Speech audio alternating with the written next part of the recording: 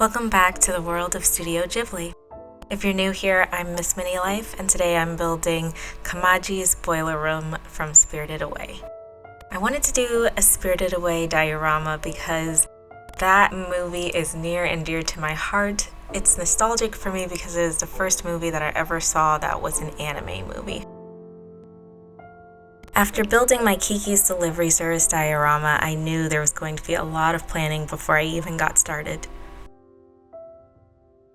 That's a lot of drawers. I knew there were going to be a lot of details that I wanted to include in this diorama. To get started, I planned out all of the furniture and pieces that were going to go into this diorama and then made templates for each of them. I drew all of the templates out on chipboard. Chipboard is basically the same cardboard that's used for the backs of notebooks and is used in packaging.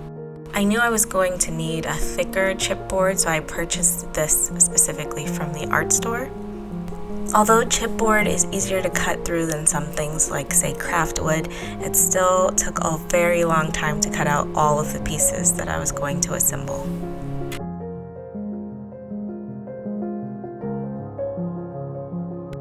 I'm gluing all of the pieces together with turbo tacky glue. This is an upgraded form of tacky glue that allows the pieces to bind together almost instantaneously. Up until this point, all of the planning has really come in handy. All of the pieces were fitting together perfectly, and I was really happy with the results. My husband pointed out to me that the true Murphy's Law states that if there are two or more ways to do something, and one of those ways can result in catastrophe, then someone will do it. It wasn't quite a catastrophe, but after building 240 drawers, I realized I put them together incorrectly and that there was a gap that was left at the top of each row. I had to take apart and resize a few drawers to make everything fit. At the time, it seemed like an impossible task, but it was actually kind of an easy fix.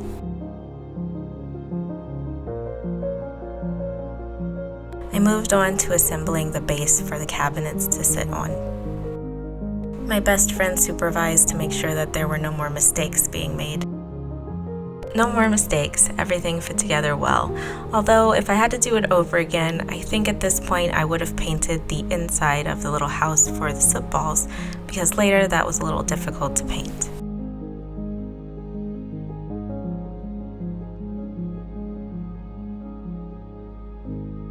I glued the upper level to the floor, and then I glued the cabinets to the upper level.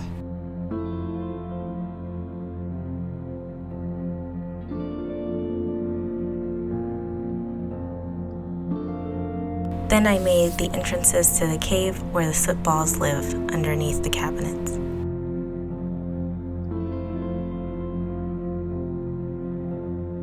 And next I built Kamachis Perch. This is where Kamachi the Boiler Man can be seen in Spirited Away, sitting and making herb mixes for the bath water.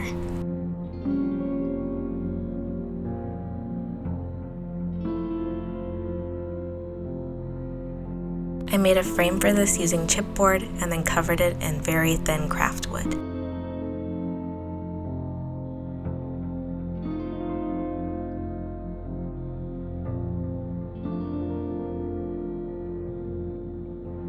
I used the same type of craft wood to make planks for the wooden floor.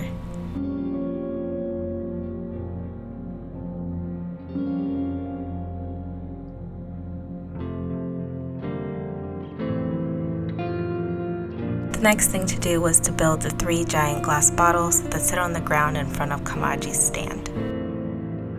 I used polymer clay to make the shape of a bottle, and then I used amazing mold putty to make a mold of that shape.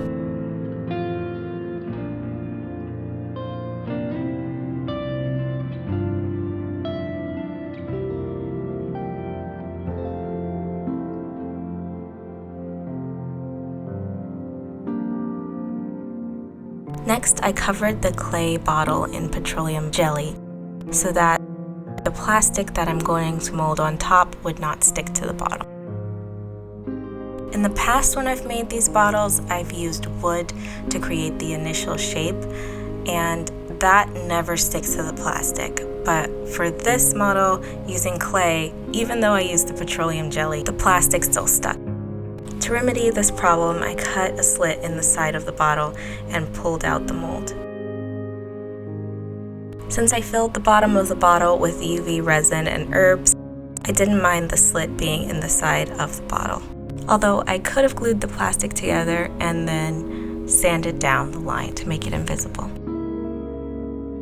I used a sheet of polyester plastic to do the molding, and then I used UV resin and oregano inside of the bottle.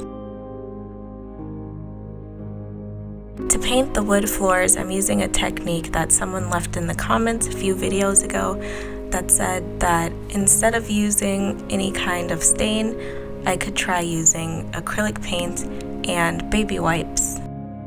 I like how this technique turned out, although it did evaporate and make a lighter shade than I initially wanted, but I suppose you could just do multiple layers if you wanted it to be darker. Since the boiler room is right next to a giant furnace that casts a lot of orange and red glows all over the walls, I painted the drawers various shades of orange and red to try and simulate that look.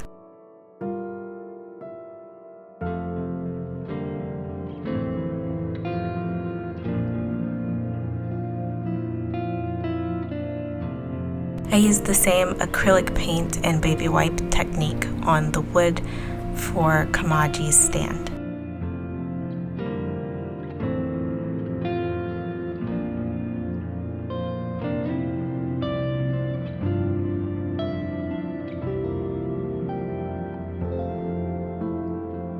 And I painted the tops of the bottles with black acrylic paint and then went over it with a golden acrylic paint, which I forgot to get on camera, but you can see later on.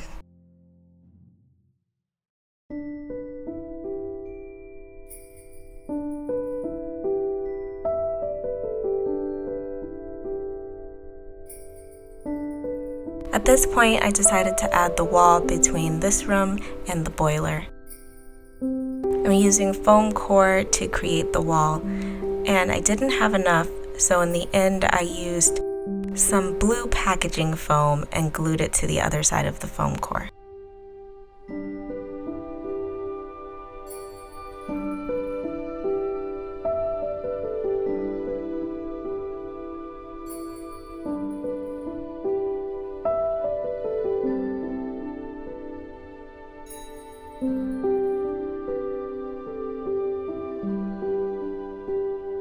Then I painted the wall using acrylic paint and dabbed it with a sponge to give it more texture.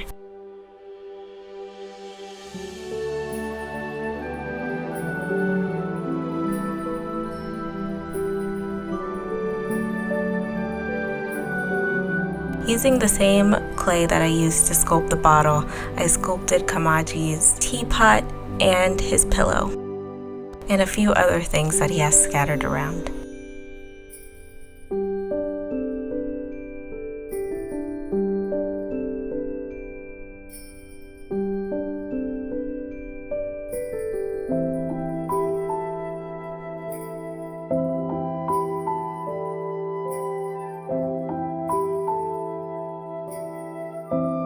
I also initially sculpted Kamachi, the boiler man himself, but later on I decided that I didn't like him in the room, so I ended up cutting him out of the video.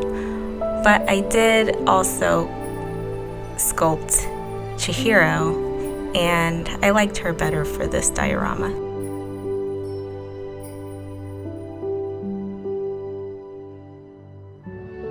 Chihiro is the first human that I have ever crafted out of polymer clay, so you're gonna have to cut me a little slack that she looks a little bit rough. But after getting used to using polymer clay, building tons of monsters on this channel for the past few weeks, I decided to attempt to create this little girl.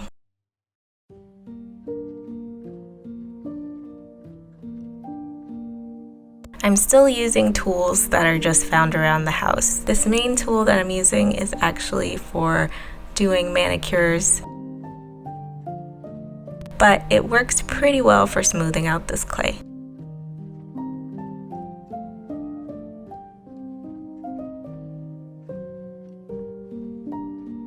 I've also been learning to cover my fingers so that I don't get fingerprints on the clay, but no gloves ever fit me, so I'm just using these ones that go only over your fingertips.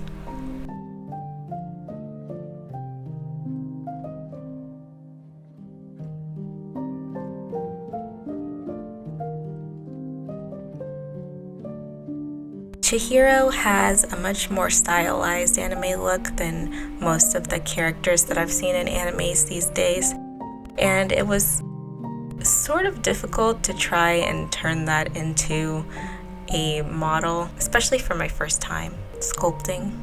So I went with just making a face that looked as similar to hers as I could and hoping for the best.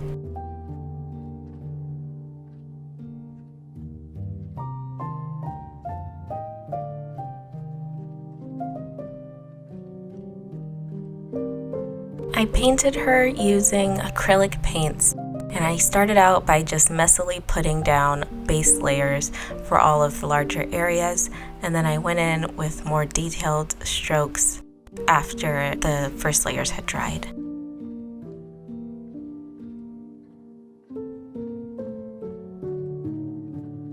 Even though it was a little bit difficult sculpting a model that's this small, the nice thing is that Chihiro's clothing is so iconic to her look that it was easy to identify her at the end, and I was really happy with how it turned out.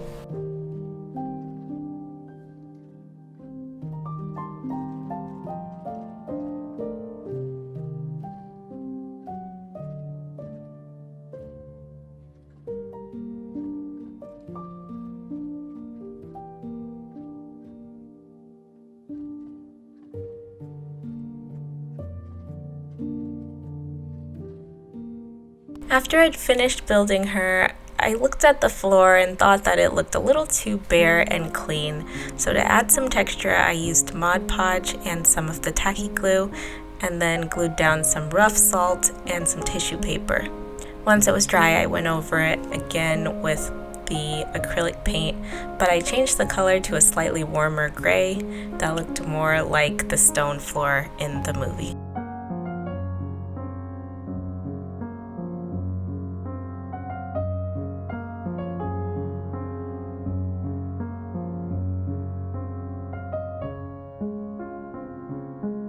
I also went back in and darkened up the area at the top of the shelves behind all of the pots. And I created a few more things to go in the room, like this wooden basket that carries the food for the soot balls, some coal, a bath token, and the soot balls themselves. These guys are so cute. I didn't know how to make them with arms and legs when they were so tiny, so I just made them tiny round balls and put their eyes on them. And then I gave each of them a piece of coal to carry. And that is it. That's the final result for this diorama. I hope you guys enjoyed this one as much as I enjoyed building it. In my last video, I forgot to mention that the Monster Bash video got over 100 stars left in the comments, and I had to stop counting because there were too many. I love you guys so much for that. And thank you for liking and subscribing. You guys are so amazing. I really appreciate you, and I'll see you in the next video. Bye.